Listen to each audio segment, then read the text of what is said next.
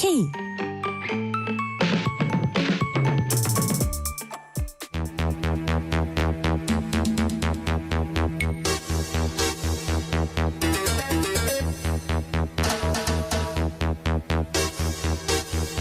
음악도 긴장을 고조시키네요. 배상훈 프로파일러의 범죄도시, 이번 주 주제는 복권 관련 범죄입니다. 복권 수탁 사업자인 동행복권은 복권 판매액이 지난해 역대 최대인 6조 7,500억 원을 기록한 데 이어서 내년은 7조 원을 넘을 것으로 예상했습니다. 판매량이 늘어난 만큼 관련 범죄도 늘고 있고, 특히 한 건으로 대박나기를 바라는 마음을 이용한 유사 범죄가 기승을 부리고 있다고 합니다. 배상훈 프로파일러와 함께 자세한 얘기 나눠보겠습니다. 프로파일러님 어서 오세요. 안녕하세요. 2주 전에 교제폭력을 주제로 배상훈 프로파일러와 함께 했었는데요. 반응이 너무 좋아가지고요. 저희 제작진이 베프의 범죄도시라는 코너를 만들었어요. 여기서 베프는 베스트 프렌드가 아닙니다. 배상훈 프로파일러의 준말입니다. 그래서 배상훈 프로파일러의 범죄도시, 조금 줄여서 베프의 범죄도시라는 이름의 고정 코너. 이름 마음에 드세요? 제 단톡방 이름이 베프와 베프들입니다. 아, 그렇군요. 우리 작가님들이 상상력이 조금 멈춘다는 아쉬움도 있지만 또 저를 약간 불만스러운 지금 불만을 나타내고 계신 거예요. 그렇지만 또 저를 알아줬다는 감사함과 또 저는 80%이 노래가 나올 줄 알았습니다. 진짜요? 빰빰빰빰. 예, 거의 뭐 이게 KBS 프로그램 그렇죠. 사건 25실. 그렇죠. 예. 저 넘어서지 못하죠. 늘 감사드리고 있습니다. 그렇죠. 그러니까 넘어서면은 저희가 아마 작가 그 영화 제작자가 됐을 거예요. 감사합니다. 불만 있는 건 아닙니다. 예. 아주 지금 표정이 좋으세요. 자, 미니토마토님이 배상훈 프로파일러님 반갑습니다. 잘 들을게요. 봉구 엄마가 배상훈 프로파일러님 기다렸어요. 아, 인기가 그냥 폭발하고 있어요. 자, 오늘의 주제로 들어가 보겠습니다. 복권 판매액이 계속 증가하고 있습니다. 주변을 보면 복권 같은 요행은 아예 바라지 않는 사람들도 있긴 해요. 근데 매주 꼬박꼬박 산다는 사람도 있잖아요. 이런 심리가 어떤 심리죠? 이 로또는 절망적 희망이라는 표현을 보통 합니다. 절망적 희망이다. 예, 절망 속에서 하나를 보지만 옛날에 우화가 있었는데 그 꽃들에게 희망은이라고 하는 그런 어떤 게 있었습니다. 네. 사실은 애벌레들이 올라가지만 위에는 아무것도 없죠. 희망은 자기 몸에서 나오는 거지 그 비비고 가는 그 과정에서 나오지 않거든요. 그런데 이게 사실은 복권을 사는 그러니까 로또를 사는 것과 똑같습니다. 그러니까 자기가 삼으로써 그 당첨액이 자기께 형성이 되는 거거든요. 네. 그러니까 그래서 절망적 희망이라는 표현을 합니다. 근데 되게 어떻게 보면은 국가가 하는 어떻게 저는 이런 표현을 쓰는데 파괴적인 어떤 상행위 중에서 절대 망하지 않는 것 중에 하나입니다.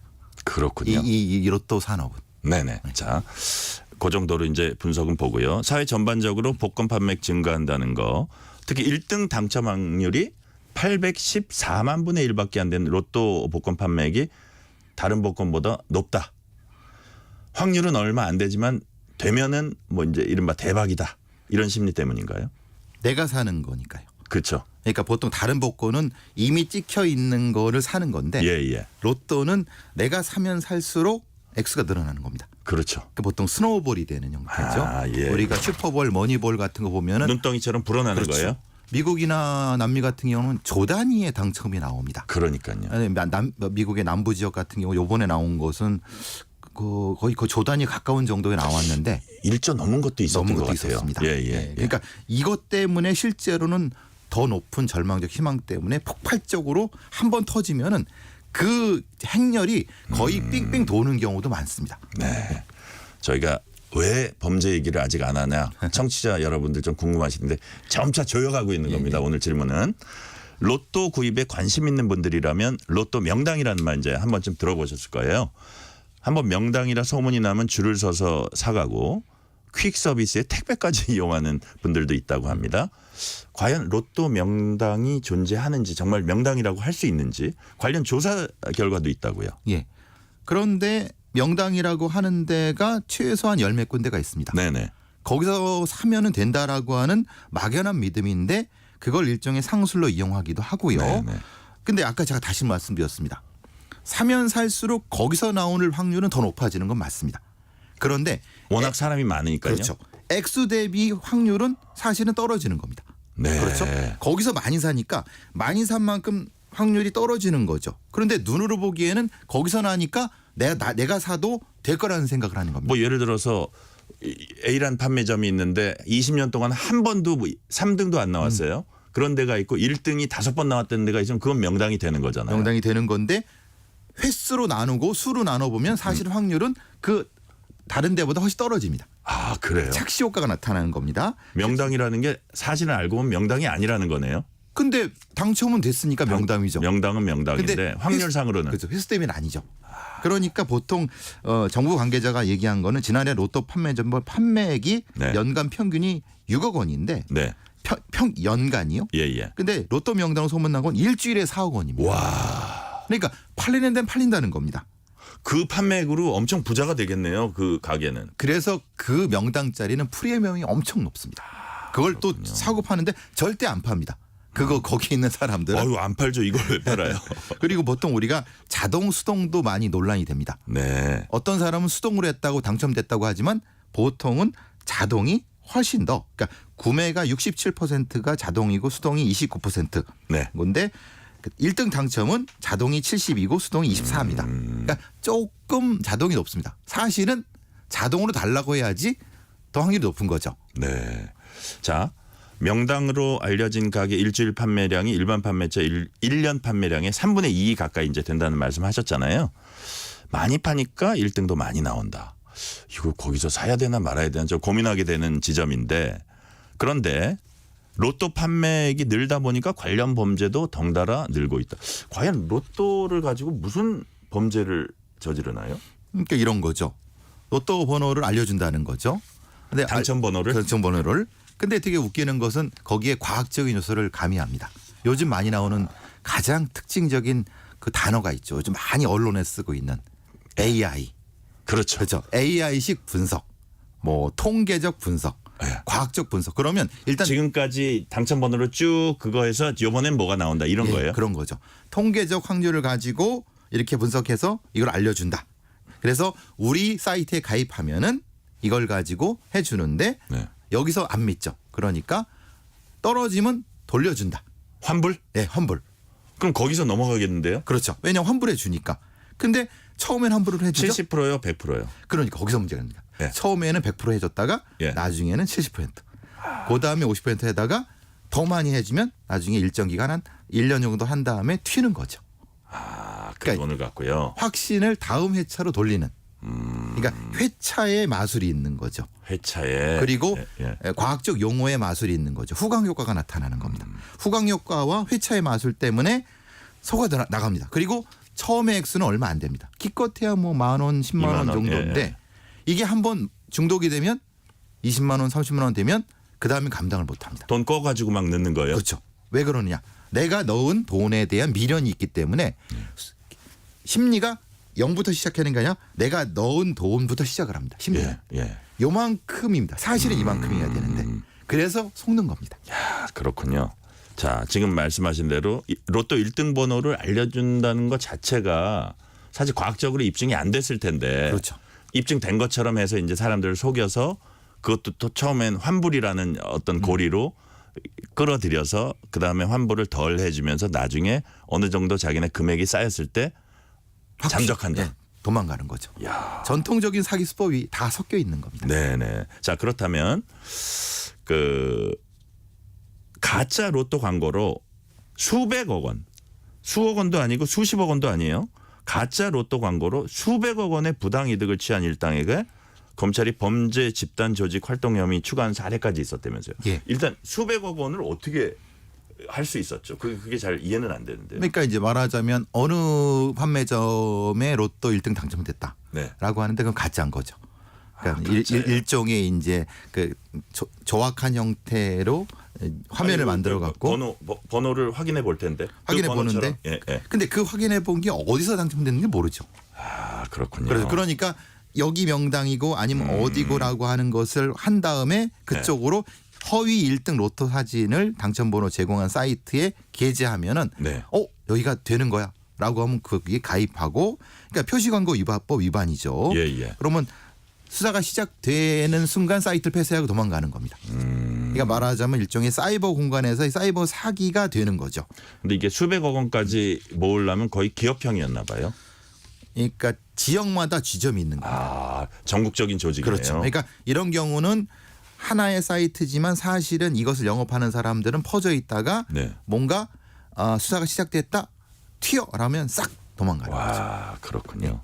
그래서 수백억 원 부당이득까지 취했고 검찰이 범죄 집단 조작 활동 혐의 추가했다. 그렇다면 그런 혐의를 추가했다는 거는 범죄 이제 죄질이 되게 나쁘다는 걸 때는 형량도 늘어나게 됩니까? 그렇죠. 일반 사기보다는 네. 범단이라고 하는 것은 사실 범죄단체 조직죄가 조폭군들한테 하는 거거든요. 그러니까요. 무기징역 사형까지 나올 수 있기 때문에 웬만해서는 범단 같은 경우를 할 조직 이런 죄 같은 경우는 별로 적용하지 않는데 이 경우는 통솔 체계가 있고 수익 구조가 있기 때문에 범단으로 적용하려고 하는 거고 실제로 이렇게 되면은 형량이 엄청 높습니다. 일반 사기는 기껏해야 몇 년인데 제가 보기엔 조직폭력배들이 이런 거 할 것 같아요. 요즘. 그러니까 이제 일적으로 조직폭력배들이 넘어오는 거죠. 그러니까요. 사이버 도박과 사이버 도박의 일종인 로또 광고로 넘어오는 거죠. 저도 이제 그 초반에 우리가 경찰 기자 하잖아요. 몇 년 하거든요. 보면은 조직폭력배들은 역시 돈 있는 곳으로 가더라고요. 그렇죠. 돈 있는 곳에 조직폭력이 있더라고요. 돈 냄새. 돈 냄새를 맡고 역시 이것도 마찬가지 경우라고 보시는 그렇죠. 건가요? 예, 예. 그리고 당연히 이런 형태로 운영을 하려면 지점을 운영하려고 하면 네. 사실은 이런 폭력이 이용될 수밖에 없는 상황. 그러니까 조직 범죄와 이런 사기 범죄가 결합되는 것. 사실 사법당국에서 가장 우려하는 바입니다. 그러니까요. 그리고 이런 게 사실은 자기도 모르는 사이에 완전 집안을 무너뜨릴 수 있는 사실 그런 범죄거든요. 그렇게 되는 거죠. 예, 예. 사기를 한 번 당하면은 그분은 또 당합니다. 그러니까요. 그 사기에 처음에 당한 사람들을 많이 만들수록 그런 범죄 집단들은 자신의 피해자들의 다음 피해자를 또 양산할 수 있는 거죠. 그러니까요. 이게 이런 사기들 보면 저는 떠오르는 게 보이스피싱이나 아니면 고리 그 사채. 예, 이런 그 느낌이 딱 들고요. 그렇죠. 자, 이런 황당한 일도 있었습니다. 무속인이 1등 당첨을 미끼로 사기 행각을 벌였다면서요. 여기도 이제 하나 전통적인 게 들어가는 거죠. 예. 무속인 특히 뭐 어떤 무당이라고 하는 뭐라고 부르든 그런 네. 해면은 꿈을 해석해 주는 겁니다. 네. 어머니가 나타나서 뭐 얘기했다. 아 그건 1번을 얘기한 거 2번 얘기. 그 로또 번호야. 라고 이렇게 하는 거죠. 네. 그러니까 돌아가신 어머니가 나온 어떤 로또 번호를 점지해 줬다고 하는 식으로 피해자를 속여서 그러면 어머니가 알려줬다는데 돈을 줄 수밖에 없지 않습니까? 그러니까요. 그리고 또 하나는 구술해야 된다. 해서 굿 비용 받아내고 번호 비용 받아내 갖고 하는 그러니까 기존의 일정의 사이비 종교 비슷한 형태와 로또보가 합쳐진 네. 이런 범죄가 되는 거죠. 돈은 얼마나 뜯겼어요? 보니까 지금 2억 7천 정도인데 실제로는 이건 이 영역에서는 되게 약가입니다. 아, 그래요? 네, 더 많은 10억이 넘는 경우도 있습니다. 와, 네. 이게 그러니까 완전히 그 자기 집 재산을 다 털어놓습니다. 집안을 망하게 하는 예. 참 안타깝고 가슴이 아픈 일이네요. 자, 앞서 범죄 집단 조직 가입 혐의 추가되면 형량 높아진다는 얘기했었는데 일반적인 사기죄나 표시 광고법 위반 등에 의한 처벌은 경미하다 보니까 개선이 필요하다 이런 주장이 좀 힘이 실리고 있거든요. 사기죄 형량 어느 정도인가요? 물론 법정형은 사실은 뭐 징역 10년 이하 뭐 이렇게 되지만 네, 실제적으로. 현실에서는 우리는 이제 병합주의가 아니기 때문에 가중주의이기 때문에 예. 실제로 초범일 경우에는 1, 2년 나오는 건 어렵습니다. 그 정도도 안 나옵니다. 그냥 6개월이나 뭐 이렇게요. 단기 자유형 정도도 안 나오고요. 네. 보통 벌금이 많이 나오고 문제는 이제 사기죄의 액수를 그러니까 많다 하더라도 이자들은 이거를 조각을 냅니다. 그러니까 특가법에 적용 안 되려고 5억 미만으로 잘라버립니다. 그러니까 우리가 전총조 사기 사건 기억나시죠? 예, 예. 전총조가 많이 하려고 했던 것이 한 사람한테 5억 이상을 안 치는 겁니다. 그러면 한 사람 앞에 5억 이상 안 치면 이게 일반 사기지 특가법 사기가 아니면은 다 합쳐서 5억이 넘으면요. 다 합쳐서 너무 상관없습니다. 한 건당 5억이 넘는 게 있어야 돼요. 예. 그러니까 오. 그 넘어가면 특가법인데 그럼 가장 높은 거에 가중을 하는데 모두 한 4억 5천씩만 10개를 하면 45억 아닙니까? 예. 그래도 일반 사기가 돼요. 이야, 그걸 사기꾼들은 잘 알 거 아니에요. 너무 잘 알죠. 그거를 예. 교도소에서 강의해 주는 사람도 있어요. 그러면 나와가지고 또 그거를 실전에 적용하는. 그래서 사기꾼들은요. 네. 최소한 기본 범수가 12, 13, 20범 되는 겁니다. 두 자릿수군요. 예. 자, 그렇다면 배상훈 프로파일러님도 사기죄 형량 지금보다 높아져야 된다고 보시는 거죠? 액수 대비 그리고 총량 대비 네. 그리고 병합주의로 가야 된다고. 병합주의. 말하자면 사람에 따라서 100사람한테 했으면 다 형량을 더해야지. 네. 그게 5억 안 넘는다고? 그런다고 그럼 한 사람당 온다는 건 아니죠. 그러니까요. 그렇기 때문에 형량을 높이는 것과 어울려 갖고 우리의 시스템 자체가 변화해야 되는 거 맞다. 대법원이 사기범죄 양형 기준 13년 만에 손질하기로 했다던데 이것도 이런 거하고 좀 맥이 다 있겠네요. 예, 맥락은 맞습니다. 대법원도 워낙 사기꾼도 대한민국의 사기 수준이 높아지니까 네. 기본적으로 이런 걸 바꿔야 된다는 것도 인식 같습니다. 그런데 네. 급격한 변화를 대법원은 싫어하시는 거고 왜냐하면 대법원은 상당히 보수적이지 않습니까? 네네. 그러니까 그런데 다양한 형태의 보험 사기라든가 다양한 종류의 사기에 대한 적용 법 형량이 있어야 된다는 것까지는 인정하는데 네. 급격한 사기 형량에는 좀 꺼려하시는 것 같습니다. 아, 근데 그런데도 좀 높이려고 하는 건 맞습니다. 강화하려는 방향으로 가는 건 맞다. 방향은 맞습니다. 근데 또 그 이제 대법원이라는 데가 이제 최종적인 어떤 그 사회의 잣대를 제시하는 데이기 때문에 이게 함부로 하기는 또 함부로 넘어 올리기는 또 좀 약간 신중하긴 할 거예요. 신중하기 맞습니다. 저도 그건 동의를 하는데 현실에 조금 현실적인 조금 가까워져야 되지 않을까 생각을 합니다. 네네. 자, 그렇다면 이번엔 로또 당첨이 더 충격적인 비극으로 이어진 사례를 살펴보겠습니다. 복권 당첨이 형제 간 살해 사건으로 이어진 안타까운 사례가 있었다면서요. 예, 이게 참 안타깝죠. 로또 한 13억 정도, 12억 정도를 당첨을 해갖고 이게 동생한테 나눠줬습니다. 이게 굉장히 우애가 있는데 네. 5억 정도 나눠주고 그런데 이 형이 이게 굉장히 어느 나라예요? 우리나라입니다. 우리나라예요? 우리나라의 예. 사례입니다. 전라북도 제 기억으로는 그런데 예. 문제는 이제 그 상황에서 형이 또 귀가 얇아갖고 예. 주변 사람들한테 좀 빌려달라는 사람 다 준 겁니다. 아, 그래요. 그리고 또 어떻게 했냐면 동생한테도 동생 돈도 뺏어갖고 빌려준 겁니다. 그러니까 동생이 열을 받죠. 그래서 당신 바보냐 뭐 이렇게 하다가 결국은 이 칼부림이 난 사건이죠. 어휴, 정말 안타깝네요. 그러니까 그 돈이 없었으면은 로또가 당사자는 이 형제는 열심히 해서 잘 살았을 텐데 로또 우애 깊게 그것도. 그렇죠. 이게 뭐냐 이 말이죠. 그 외국에서도 보니까 로또 당첨된 사람들의 그 말로가 좋지 않은 경우가 많더라고요. 왜냐하면 갑자기 큰 돈을 관리할 어떤 그 머릿속에 시스템이 없는 겁니다. 없으니까. 그래서 어디 투자했다가 떨어먹고 이게 보통의 경우입니다. 네. 자, 김창래 님이 돈은 많아도 걱정, 없어도 걱정이군요. 명언입니다. 1507님, 1507님입니다. 사기 범죄에 대한 형량 꼭 높여야 합니다. 피해자들이 겪는 고통이 너무 큽니다. 사실은 피해자들의 눈물을 먹고 사는 게 사기꾼들이잖아요. 예. 저는 추가해서 네. 범죄 수익을 환수할 수 있는 범죄 수익 환수청이 꼭 필요하다. 왜냐하면 우리나라의 피해자들은 그 돈을 돌려받기가 너무 어렵습니다. 그러니까요. 예. 칠레에서도 또 비슷한 범죄가 있었다고요? 그러니까 이거는 그겁니다. 말하자면 조카가 13억 당첨을 노리고 삼촌을 살해한 겁니다.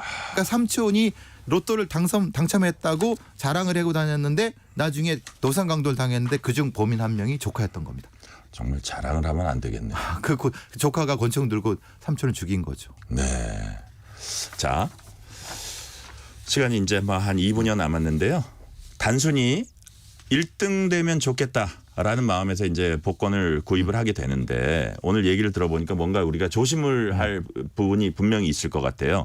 로또 사기 범죄 당하지 않기 위해선 어떻게 해야 하는지 그리고 또 피해를 입었을 때는 어떻게 대처해야 하는지 이 부분 좀 정리 좀 해주세요. 사기는 첫 번째 당하면 크지 않습니다. 아주 작습니다. 예. 그런데 문제는 그 두 번째 사기가 더 커지는 겁니다. 원금 본전 생각하면 그 다음부터는 사실 빨려 들어가는 거거든요. 손절. 첫 번째 손해는 인생 경험이라 생각하고 손절하는 것이 가장 중요한 부분이고 액땜했다. 그리고 일확천금은 없다. 세상에 일확천금은 없고 그다음에 있는 것은 주변에서 나한테 그걸 권해주는 사람은 당연히 끊어라. 그것이 최선입니다. 자, 지금 말씀 제가 듣고 보니까 첫 번 한 번은 실수할 수 있다. 그렇죠. 그 실수를 빨리 인정하고 손절해라. 그렇죠. 그렇죠? 예. 그리고 주변에서 뭔가 권유한 사람 예. 그 사람은 나를 구렁텅이에 빠뜨릴 사람이다. 그 맞습니다. 사람도 끊어라. 맞습니다. 자, 제가 6494님이 뭐라 그랬나 말씀드릴게요. 로또 추첨에서 3주 연속 1등 당첨자가 11명 배출됐다는데 조작 의심하는 분들도 있나 봐요. 프로파일러님, 그럴 가능성은 없겠죠? 그럼 국가 시스템의 문제가 되는데 그런데 아주 우연히 그럴 수는 있거든요. 네. 다음에 또 그런 일이 있으면 그건 문제가 되지만 이거는 그럴 수 있습니다. 예. 네. 자, 질문 하나 더 드릴게요. 코너의 특성상 우리가 복권의 어두운 면을 주로 이제 조명을 했습니다. 마무리 차원에서 어쨌든 복권이 생긴 뭐 순기능도 있긴 있을 거예요. 네. 기왕 복권을 할 바엔 건강하게 복권을 뭐 즐기는 마음가짐이라 할까요? 그건 뭐가 있을까요? 복권 한 장 사는 것은 그것으로서 어려운 이웃을 돕는다 생각하시면 됩니다. 네. 그 돈이 다시 돌아오지 않는다 생각하시고 500원이건 1000원이건 만 원이건 이걸 가지고 어려운 이웃을 돕는다, 기부한다. 기부한다 생각하시면 딱 좋습니다. 그리고 이제 좀 그걸 까먹고 있으면 더 좋다는 그런 말씀 같은데요. 그렇죠. 사실 행운은 잊을 때 오는 거지 생각하면 안 오지 않습니까? 그러니까요. 그렇기 때문에 그냥 복권을 하나 살 때는 어려운 사람들 돕는 사업에 정부에서 쓰니까 예. 돕는다. 그리고 까먹고 있어라. 예, 그것이 가장 최선의 마음가짐입니다. 네. 자, 오늘은 여기까지 듣겠습니다. 지금까지 배상훈 프로파일러였습니다. 감사합니다. 감사합니다. 뉴스레터 K 1부 순서 마치고 2부가 이어집니다.